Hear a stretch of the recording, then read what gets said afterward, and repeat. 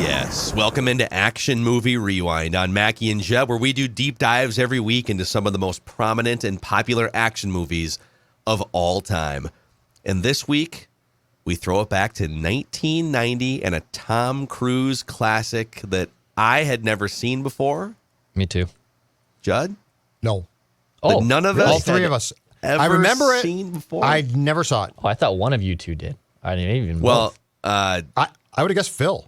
I have seen honest. parts of this movie throughout history, but I've never seen this. I've never sat down and watched this movie. Never seen Got it. it. Days of Thunder from 1990. It's gonna be fun. Let's get right into the nuts and bolts here. Vroom That's vroom. good there. In a fast-paced world of NASCAR, a rivalry brews between rookie hotshot Cole Trickle, played by Tom Cruise, and veteran racer Rowdy Burns, played by Michael Rooker. When both of them are seriously injured in competition, the former bitter rivals become close friends, with Cole's spirits restored by a romance with neurosurgeon Dr. Claire Lewicki, played by Nicole Kiddman. I think this is the first of 3 movies they were in together. That was. And Rowdy still sidelined by injuries. Cole decides to race Rowdy's car in the Daytona 500 against underhanded newcomer Russ Wheeler. 38% on Rotten Tomatoes. The critics' consensus says Days of Thunder has Tom Cruise and plenty of flash going for it, but they aren't enough to compensate for the stock plot, two-dimensional characters, and poorly written dialogue. We'll get into all that. Yes. A $60 million budget turned into $158 million at the box office. Tom Cruise, Nicole Kidman, Robert Duvall, Randy Quaid, Carrie Elwes, John C. Reilly, a young John C. Reilly in this movie. Mm-hmm. And it was a Tony Scott, Bruckheimer, and Simpson production, which is like sort of the trio of action movie Putting their collaborators stamp on here. it, baby. Yep. So this was, and this was, let me pull up real quick here. Tom Cruise was in the middle of it here, man. I mean, this was like... right after Top Gun. This is a few years after Top Gun. Mm-hmm. He had become one of the biggest movie stars on the planet at this point. So Risky Business was 83, Top Gun was 86, then Color of Money, Cocktail, Rain Man, Born on the 4th of July, which I've never seen, Days of Thunder, and then a couple years later it was A Few Good Men, The Firm, Interview with the Vampire, Mission Impossible, Jerry Maguire. I love Jerry Maguire. Boom, boom, boom. Yep. So this was really the last, for quite a while, this was the last like Top Gun, right? Because I feel like Mission Impossible to me is a different franchise, and I think it's well respected. Because like once he started on The Firm, A Few Good Men, those were really well respected films. I know it's like a 4-year gap, but they're clearly still trying to like capitalize on his Top Gun era. Yeah, but I feel like we then sort of moved on then to a little bit different genre of film. Yeah, there's some great production notes in here. This is one of them. In Daytona, Simpson and Bruckheimer spent $500,000 to have a vacant storefront in their hotel converted into their private gym during the filming of this movie. Hey guys, if we could just spend $500,000 converting this little thing here into a Gold's Gym, that would be great. Thank you. A couple treadmills, good stuff. Didn't we have that in Phil Kindergarten Cop? I think you're right. Yeah. Didn't Schwarzenegger have like something converted into a very expensive gym in that town because he basically said, "I won't do the film unless I have a gym." Yes. I thought you read that in the production notes back then. Well, if you're Arnold, I mean, those biceps aren't going to grow themselves. Okay, can't just sit around. You take some time off. The completion date for this movie was pushed back many times, with filming being completed, in early May of whatever year, 3 months later than it had originally been scheduled. At one point, following the third revision of the shooting schedule in a single day, the unit production manager, who represents the studio on the set, confronted Simpson and Bruckheimer and was told by them bluntly, the schedule no longer matters. We'll just be doing this however we want at this point. So forget about your families, all these other plans you guys have. That's awesome. So, all right, let's. There's some more notes we can sprinkle in here too, but we'll start with Judd here. We'll go around the room. Your statements about this legendary movie, Days of Thunder. I'll start off with a broad one here, because I had never seen this film. So, like when we watched Top Gun, I had seen it a couple of times. My statement is this: I feel about this film like Declan did the first time he watched the original Top Gun, which is, you got to be kidding me. Like, really? Like, this is, the dialogue's not good. It is Top Gun. Robin's racing. It's Top Gun. Like it's Top Gun. It's the same. It's not as good or well thought out. And I'm not saying that Top Gun was the greatest thing, but at the time it was I think considered a pretty good film, and certainly a really good action film. Yeah. But I was as underwhelmed by this film as I've been in quite some time. Wow. Because I expected more, and it just felt, for lack of a better term, it just felt really cliched. The whole thing felt cliched to me. Wow. Okay. Interesting. All right. I'll withhold here. Sure. Okay. I've got takes for days on this one. Okay. All right. My first statement, pun intended here, this movie stalls out. It just, it stalls out. I want to be the common sense coach, like Judd says here. They should have had the accident at the beginning of this film, and then it's them rehabbing and getting back to Daytona. I actually really enjoyed the first 30 to 40 minutes of this film. I was really into it. I thought, oh, this is cool. It's a guy who's kind of plucked off the street, becomes a NASCAR racer. He's going through the trials and tribulations. And then they have the accident, and the movie just nosedives in interest. The plot gets all messy. Then all of a sudden, the last 15 minutes is like, oh, we're back to racing. He's cleared. He's good to go. And the final race scene's all right. It's cool. But the middle chunk on, it just hits a wall. And it's no longer an interesting movie. I don't know why they had to build it like that. I think it should have been, hey, these are two established racers. They get into a serious wreck, and it's their path to get back to the track. And I think that'd be an entertaining film. I thought this movie stalled out so quickly with the line of this plot. I agree with Rotten Tomatoes. What's funny is I actually thought the exact same thing when I was watching this.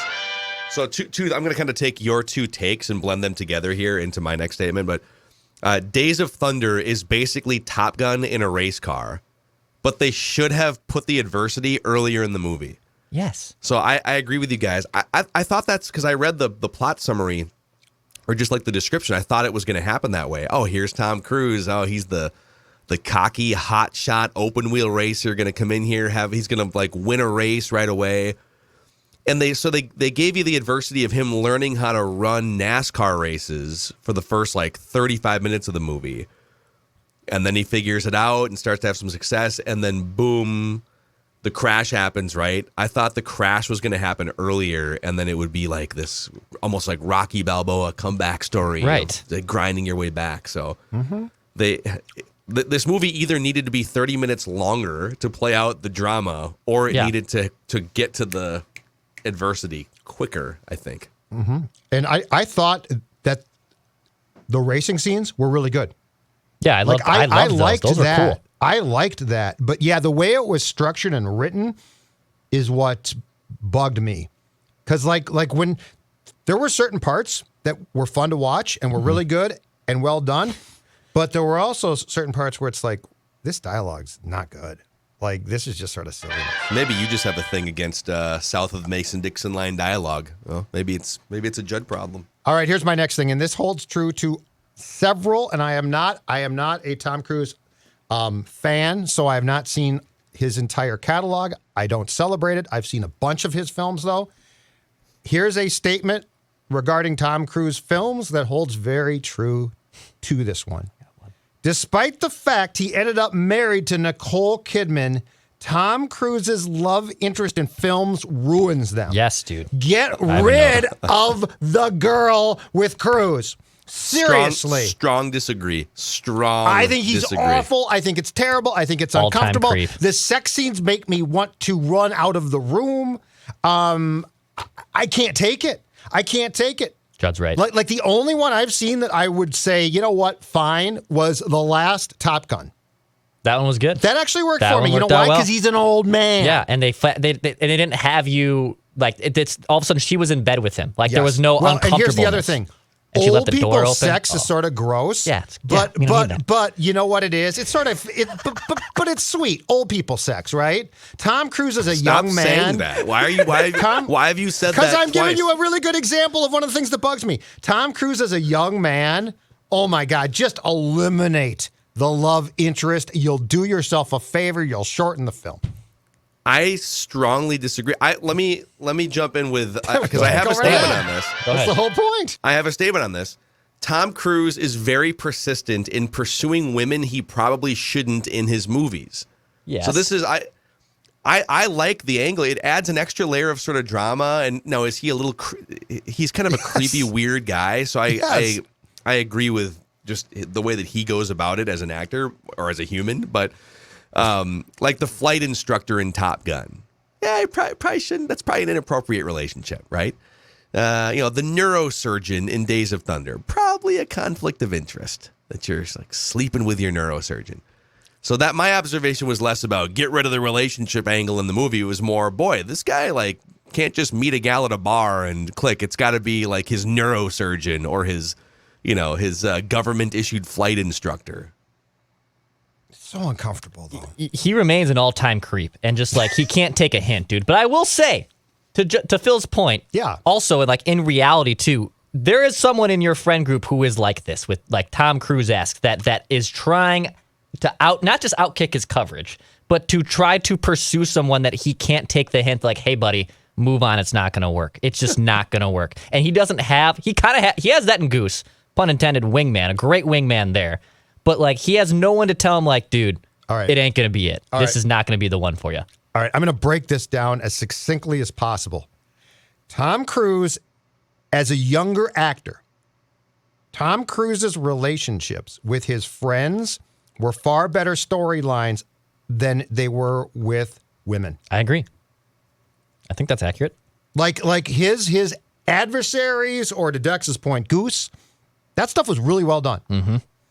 But when you involve, and Phil, I get your point, and from a writing standpoint, I'm with you, but the actual execution of the plot because of Cruise, I can't take it. Yeah, I I get agree. your point. He's definitely an alien. He's definitely an alien. All right, I think we're back to Declan here. Yeah. I have a couple statements on the other actors in this movie, so I'll start with this one.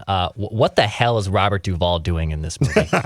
Robert Duvall is like classic NASCAR guy, just like a phenomenal actor. Like Tom Hagen, one of the best movies of all time, in Godfather. I did not understand. I understood why Tom Cruise is in this, Nicole Kidman, a young John C. Reilly. I understood most of the actors. What was going on in Robert Duvall's life that he was like, you know what, I'm going to sign up for this one. And it might have been the cash grab because this is like, and this is is Jerry Bruckheimer like pretty legit by this point? I know absolutely. he is. Absolutely. He is. Okay. It's a big cash grab. Dude. Got it. So it's probably money driven, but I was just so confused as like why Robert Duvall is in this cast. It doesn't make any sense. He's too good of an actor to be in it. I don't disagree with that. But I'm sure you're right. I'm sure he got paid He probably did. boatload. Yeah, this is where Jerry Bruckheimer started building his. He was well on his way to his $1 billion net worth by this point. All right, Judd. All right.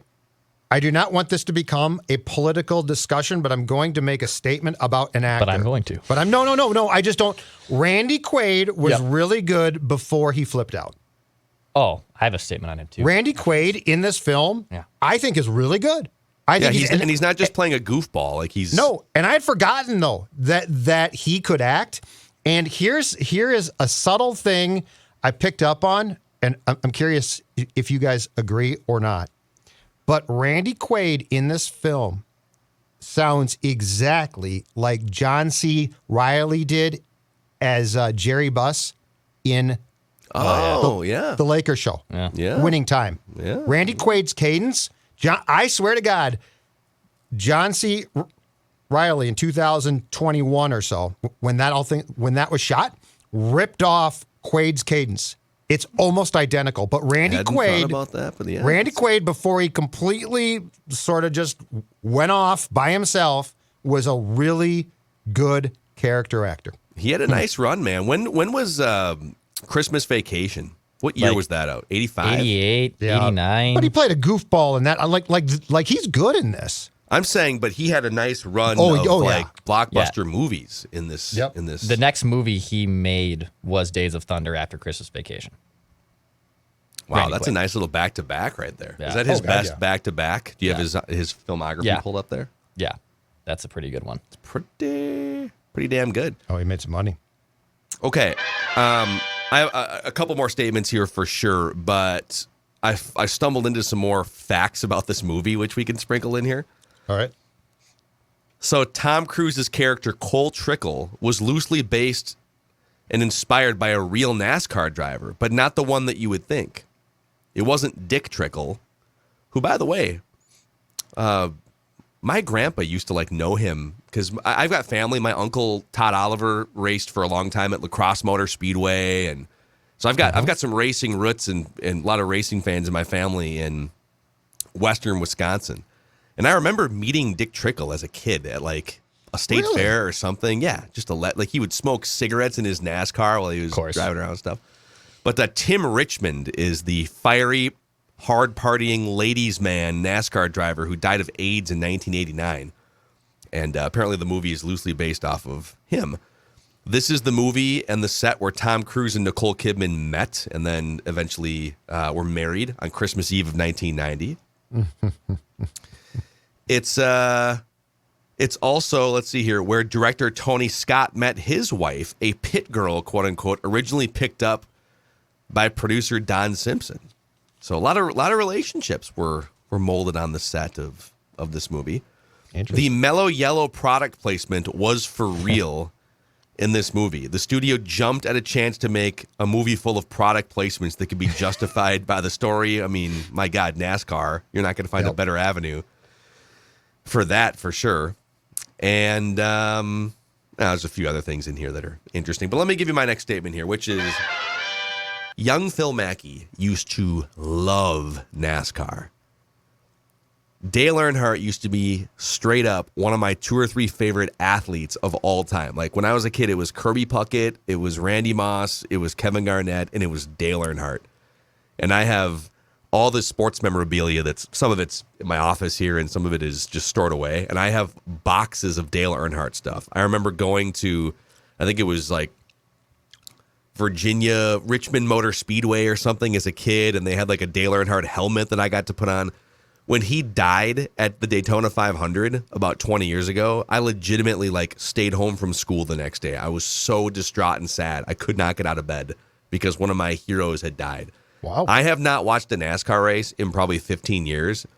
I don't know why my interest waned, but this movie brought back all sorts of like 90s NASCAR nostalgia for me. Did you guys ever get into NASCAR at all whatsoever? No, I never got into it. I will say as I've gotten older, I have a much more respect and just understanding of it than I did as like a kid. Because there's definitely a misconception that it's like just a bunch of dumb idiots running around in a circle. Like that's just incorrect. That's just incorrect. And I think when you're all young, left turn sticks. That's all it is. Yeah.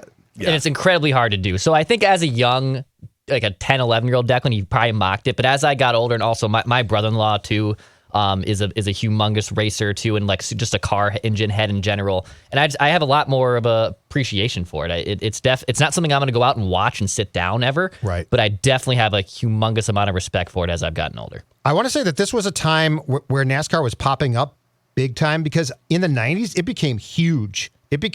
When I was a kid, the Indy 500 was the big race. And NASCAR, I think was sort of confined to the South, and people here knew about it, but it wasn't that popular. And then Indy broke up and just became an absolute disaster. NASCAR took off. ESPN at some point in the 90s or early 2000s, I think, lost the rights to Fox, and Fox was paying huge. And I feel like in the last 10 years or so, while still probably popular, NASCAR has come back down a bit, but there is no question that there was probably a 20 to 25 year run where it was enormous. There was a definite run where it got huge rights and was popular. And I don't think open wheel has really come back a lot until the last few years. Yeah. Well, Drive to Survive, and that like there's been a rebirth of Open wheel, right? of that. Not Right. necessarily NASCAR, but like an insane boom with that over the last 2 to 3 years. Right, but that's been really recent. Yes. Okay. Yes. Yeah, I think I'm trying to look up like the history of like NASCAR TV ratings history here, but I remember my fandom started as a little kid in the early 90s, probably right around the time this movie came out. And then it peaked probably in the late 90s, and I used to play like NASCAR 98 on PlayStation and Yeah. stuff, and It so was huge then. that was in the peak of the Jeff Gordon era. Dale Earnhardt was not at his peak anymore, but was still the Intimidator, and then you had all these other guys like Jimmy Johnson was just starting, I think, around that time too, and Mark Martin and Rusty Wallace and Jeff Burton. I just remember all these names from like I could just list off probably 20 names from the late 1990s. And I think the TV ratings were through the roof around that time too, where you just like you had primetime races on ESPN. They're running Bristol. They would roll that Bristol race, that short track race, where Dale Earnhardt's wiping out Terry Labonte around turn 3 to win this race. It's like leading Sports Center and stuff. Like, how often have you ever seen a NASCAR highlight on Sports Center in the last 5 or 10 years? Exactly. So, anyways, for all you former 90s NASCAR lovers out there, we got a connection. Back to Judd's original statement, or his last statement, I should say. My statement is cleaned up Randy Quaid just isn't right to me. So like the cleaned up, polished Randy Quaid. I can see him kind of being this like a sleazy salesman, which he kind of is in this movie as like the sponsor representative. But like cleaned up Randy Quaid, just it doesn't do it for me. I'm used to Cousin Eddie. I'm used to Independence Day. That's the kind of Randy Quaid I'm expecting, not this like more polished, cleaned up a little bit version of him. And it doesn't sit right with me. I'm not used to that. And to Judd's point, there's probably some either past movies that I should maybe even watch that like he was actually probably a really good actor and he was better than maybe what is perceived of him. And I know he's kind of spiraled out here in the last like 15 to 20 years. But cleaned up, polished Randy Quaid, it doesn't do it for me. Wow. It doesn't do it. I could see that. My statement? Your statement? The freeze frame at the end of the movie is such a nod to the end of like the 80s, how we used to shoot things. TV shows would constantly end freeze frames. It was just Rocky 3 is probably the most prominent one. Just like such punching each other. just such a great nod to what was passing at that time. But it is hilarious. And again, to Declan's point, it's where you're like, Duvall, really? Yeah. Like you're, I'll race ya. Robert Duvall. Yeah. Like one of, Boo Radley. I'll race ya. I mean, I'm with Dex. It's like, dude, get another character actor of some sort. But you got like one of the great actors, and he's like, I'll race ya. I need to see the frame 10 seconds later where Robert Duvall has, much like Vince McMahon, popped both of his quad muscles and he's just laying on the ground motionless. I bet he didn't run. I bet he ran for like 2 seconds. Oh, my God. I feel like, okay, I think this is my last statement, at least the ones that I've written down. I feel like this movie kind of represents the end of an era of a type of movie. And where it's such a I am such a stan for these little campy basic plots. People make fun of this plot or this script for being too simplistic, like in the Rotten Tomatoes write-up. But it's like, I love it, man. I know exactly what I'm getting. I'm going to get hotshot Tom Cruise. I'm going to get some sort of adversity in the middle of the movie, and then in the end, we're going to get an athletic competition. And we got the same thing with Major League. We got the same thing with Rocky. We got the same thing with Top Gun. Whether it's in a plane, in a boxing ring, in a baseball game of some kind. You could even say, there's other sports movies from the 70s and 80s where it's like, you kind of know what you're getting. There's not going to be much of a twist. There's going to be some prevailing in the end by the hero, and everyone's going to walk off happy. And I love it. Sometimes you just need that type of simple script and outcome in your cinematic enjoyment. Oh yeah, and people love it.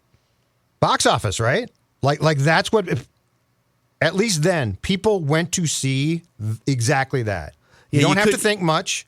You could have ended this movie, like Dale Earnhardt dying at Daytona in 2001 if you wanted to, and then, oh man, it's awfully tragic. I guess the movie's over now. Crazy. Leave people feeling good. All right, any final statements from you guys on Days of Thunder? I've got one more, Dex. Yeah, one more for me too. Just a quick little observation. It's I would fail so hard as a member of a pit. There is zero chance, and obviously I have to be so well versed in cars, which is one area that I have no idea on, and I've never. Part of me is like kind of wanted to learn more about them, just so I could maybe do more of do it yourself type of stuff with their cars. But I would fail miserably at like trying to get those tires off and get the gas and get everything fixed in like the 15 seconds you're in the pit. I don't even know how long they're really in there. But I would fail miserably. It's kind of crazy. Actually, that's one thing that those guys are coming in, and they have to abide by a speed limit. But like you're coming in as fast as you can go in the pit, and you're slamming on the brakes, and then boom, it's like we're changing tires, we're changing gas, we might be making an adjustment to the handling of the car, and especially if there's not a caution, it's all got to be done within like 45 seconds or something, so that you don't fall a lap behind or whatever. It's kind of crazy the skill that it takes within that realm to make that happen. And much like Dex, I would just get hit by a car and die. You would, yeah. I would just, somebody would run over both my feet and I would never walk again. I'd start crying. I'd just start bawling. I'd be like, I can't do any of this. No way. All right. My final statement is this. There were two things in the similarity between this and Top Gun that told you they knew they didn't have to do a lot of work. The first thing is, could we not have had Tom Cruise arrive on something besides a motorcycle? Because his arrival in Top Gun and in this film are the exact same. Yep, like the distant shot of the guy riding in, and we know, Tom, you really ride cycles. That's great. But like, it's the same. It's in his contract. For every movie, he's got to be riding in on a motorcycle. But I mean, they didn't even shoot it different. Like, it's the distant shot of him. The only difference is in Top Gun, there's a plane that he is, in air quotes, racing. And in this case, he's, comes into the track. The other thing is this. Russ Wheeler even looks exactly like Iceman. Val Kilmer and this guy who played the eventual adversary in this film. Now, I know that ultimately Rowdy played the Iceman part because I think by the end, Iceman and Tom Cruise's character in Top Gun were friends. But that being said, go look at a picture. Russ Wheeler, that guy, and Val Kilmer even look the same. Yeah. Like they didn't even find a different looking guy. The frosted tips, actually. Right? Yeah. Well, are you talking about Cary Elwes? Yes, Cary Elwes and Val Kilmer. Yeah. It looks the same. I was curious about your motorcycle take. Oh, yeah. And there is a website that lays out all of the motorcycles used by Tom Cruise in movies. So he's been on a motorcycle in 9 different movies. I love it. I love Mission Impossible, he was for sure on a few. A bunch of Mission Impossible movies, both Top Gun movies, Days of Thunder. He was on a motorcycle in Oblivion, Edge of Tomorrow, Night and Day, and maybe another one in here too. So 9 different movies. That seems a little low. Was he not at any point in Cocktail on a motorcycle, like driving I've never to work? seen Cocktail. Oh. How bad is Cocktail? It's perfectly bad. It is. Is it? Just imagine Tom Cruise from Top Gun and from Days of Thunder, but as a cocky bartender who's trying to make his way in the nightlife scene. It's it's not an action movie, so we're probably not going to review it here, but it's definitely worth your time recovering from your appendix surgery over the weekend. His films are so intriguing. Because, there are some really good films. Yep. Now, I'm not a huge Firm guy. I'm not as big a Firm guy as some. It's kind of a weird movie. It's kind of weird. Gene Hackman. The Grisham films, I think it's the worst. Okay. That's a take. It's a take right there. I think it's the worst of those films, of that series. All right, let's get to our definitive rankings here. We've got the definitive villain ranking, which we have to talk about. And then the overall entertainment value ranking presented by our friends at Federated Mutual Insurance Company. Been around for over 100 years. helping businesses maximize their level of success through risk management tools and resources.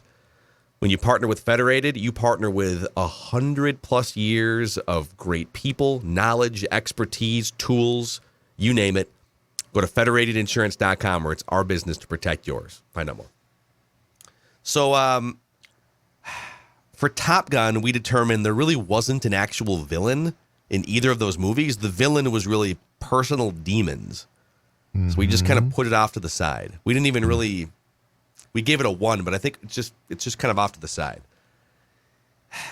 Are personal demons the main villain in this movie too, or would you say that it's Russ Wheeler, the character at the end, that the hotshot other young racer? I would tend to lean toward the Top Gun formula, that there's not really an actual villain in this movie. Yeah, I don't feel yes.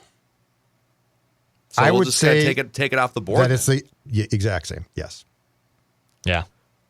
Yeah, I'm gonna take it off the board. So we have 3 Tom Cruise movies here that we've reviewed, and none of them have actual villains. Just for the audience here, Cyrus the Virus is the only villain that we've reviewed in the reboot here the last 3 or 4 months. That's been a perfect 10 across the board. Castor Troy from Face Off is a 9. Dom Toretto from Fast and the Furious, an 8.2. Okay, let's get to the entertainment value of this movie. On a 1 to 10 scale, how entertaining was this movie? Con Air is a 9.7. Top Gun Maverick, a 9.3.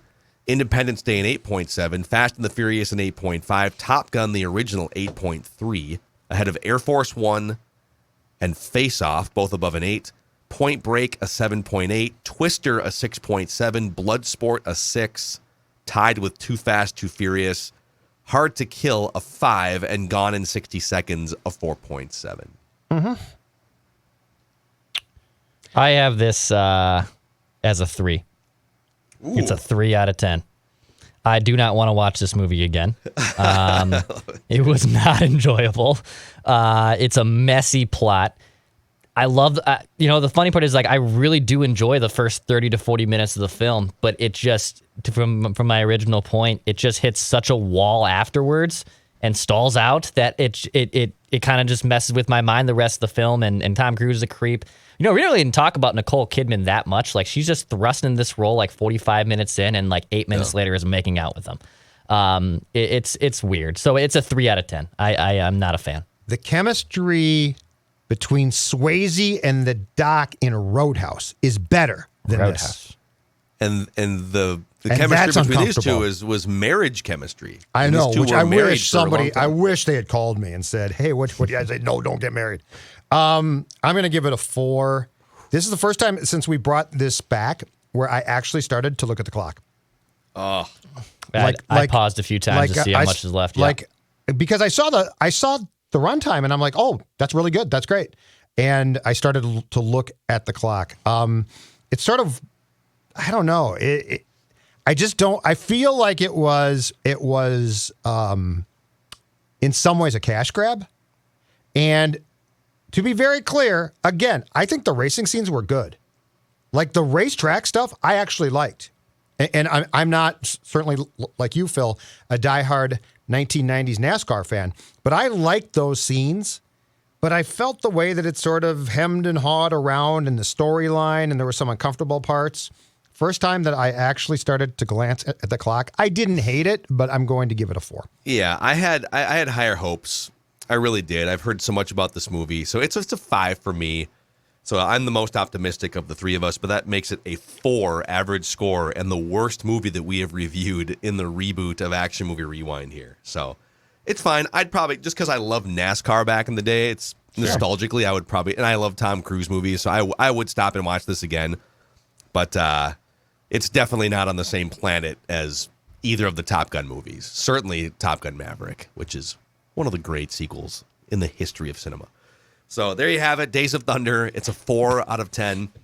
Our original plan was we were gonna go back to the theater and do Bullet Train, I believe. But I'm still testing positive for COVID here a week later, and Judd is not going to go to the theater. So I think we put that off another week or so for sure. And let's keep chunking off movies that we haven't done yet. Robocop is the most famous movie from this sort of early 90s late 80s era here that we have on this list right now. I've never seen it. I don't think you guys have ever seen it, but Hour RoboCop. 43, Judd. Hour 43. Oh God, beautiful. Beautiful. Who stars in it? No idea. Peter A Weller. robot cop. Okay. Peter Weller. I I'm all in. rented this at Blockbuster numerous times as a kid, You watch it? but I don't think I have seen this since I've been like maybe 7 or 8 years old, and I really can't tell you. I know how the first like 20, 30 minutes goes. I know how he becomes RoboCop. I know that. But after that, I don't remember. But I've seen it before. Hey, what's the new Stallone film that's out now? There's a new Stallone film where he is. I feel like it's a sequel of some sort. Oh, Samaritan. Yeah. Is that a spin-off of something? Samaritan. It's on Prime. Samaritan. Interesting. I feel like that could be up Phil's alley, definitely, just because it's sly. It is an action movie. A 2022 American superhero film. 2 hours? No. There's no way. I never. It's a 2-minute trailer I saw. Oh, okay. Although Stallone has been known to love himself some runtime on movies. Stallone, Hour and 39. Well, that's not bad. It was released today Okay. on Amazon Prime. Because I think it's being released in theaters simultaneously as well for a few weeks. It's an American superhero film. I mean, Oh, you that's want what it is. Okay. I mean, let's put it on the list. Let's do RoboCop for next week, but let's add Samaritan absolutely. to the list here for sure. All right. You just made the list. So, all right, boys, there it is. Action Movie Rewind, where we do deep dives into some of the most popular, prominent action movies of all time on Mackey and Judd.